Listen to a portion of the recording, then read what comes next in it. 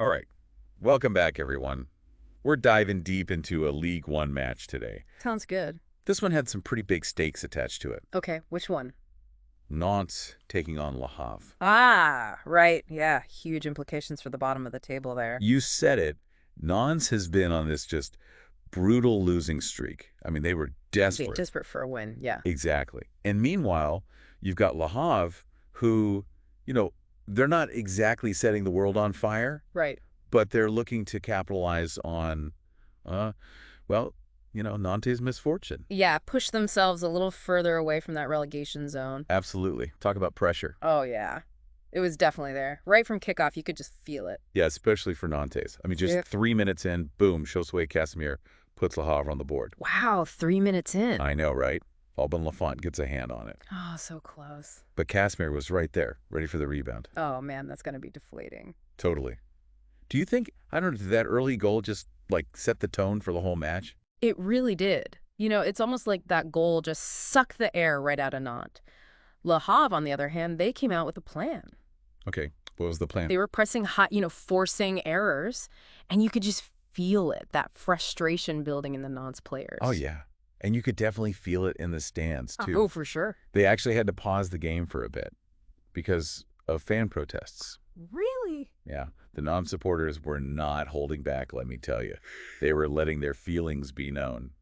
So, thinking back on that first half, what did you make of Le Havre's tactics? They just seemed so in control. I mean, even beyond the scoreline. Yeah, they were impressive tactically. Yeah. Very, very impressive. They used this midfield diamond formation, and it just choked Nantes' passing lanes. A midfield diamond. Okay, break that down for me. So imagine it's like a perfectly synchronized dance, right?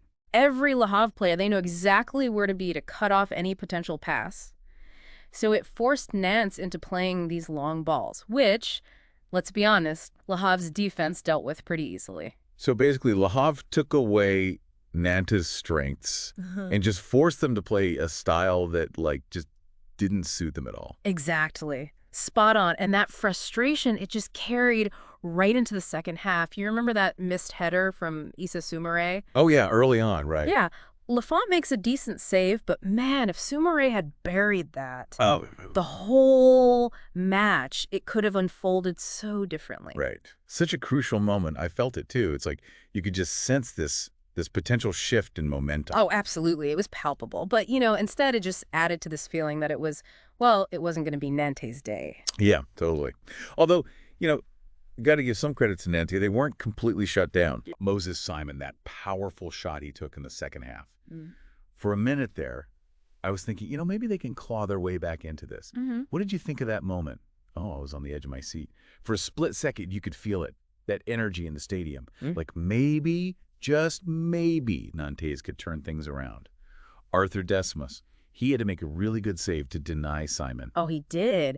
And you know what? That's a real testament to Le Havre's resilience. What really impressed me, though, was how they responded to that. Instead of letting that moment rattle them, they came back even stronger. Yeah. And that's when we really saw Steven Gora make an impact. Ah, yes, the dagger. Exactly. And Gora comes off the bench, scores this beautiful goal to make it 2-0. Mm-hmm. Was that just individual brilliance, or was there more to it? It was a bit of both, to be honest. You could see the quality in his finish, for sure. But it was also his movement, He exploited the space left by Nantes' tiring defenders, and that's a sign of a player who understands the game, knows how to make an impact at the right moment. And that pretty much sealed the deal for Le Havre, wouldn't you say? Pretty much, yeah. Antoine Cambuari, the Nantes coach, he tried to change things up, brought on some subs, but it was just too little, too late. The final whistle blew, and Nantes' winless streak, well, it stretched to 9 games. 9 games. At this point, I'm starting to think their lucky charm is stuck in traffic somewhere. This loss has got to raise some serious questions about their ability to turn things around. I mean, the threat of relegation, it's looming large. It really is. This wasn't just a loss, it was a total dismantling. Le Havre, they outplayed them tactically, physically, mentally, and those fan disruptions at the end, that's a sign of just how deep the despair runs. So where does Nantes go from here? What do they do?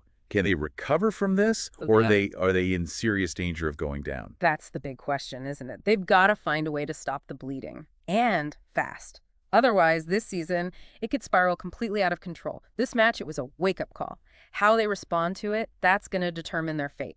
Well, that's all the time we have for this deep dive. But you heard it here first, folks. The pressure is on for Nantes. And this fight for survival in Ligue 1, it's only going to get more intense. Until next time.